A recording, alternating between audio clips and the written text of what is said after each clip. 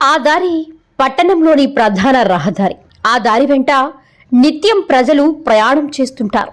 Apartment నిర్వాహకుల నిర్లక్ష్యంతో మురికి నీరు రోడ్డుపై చేరి ఆ దారిలో ప్రయాణించాలంటే ప్రజలు అవస్థలు పడుతున్నారు.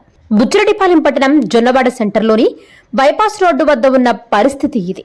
బైపాస్ రోడ్డుపై అపార్ట్మెంట్ వద్ద మురికి నీరు రోడ్డుపై చేరడంతో ప్రజలు, వాహనదారులు ఇబ్బందులు పడుతున్నారు.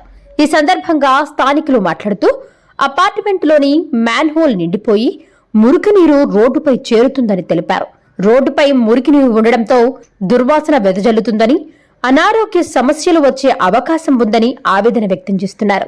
ముంబై జాతీయ రహదారి రోడ్డు నుంచి బైపాస్ రోడ్డులో సగం వరకు సైడ్ కాలువ లేకపోవడంతో అవస్థలు పడాల్సిన పరిస్థితి ఉందన్నారు. గత కొన్ని రోజుల నుంచి ఇదే పరిస్థితి కొనసాగుతున్నా అపార్ట్మెంట్ నిర్వాహకులు స్పందించకపోవడం ఏమిటని ప్రశ్నిస్తున్నారు.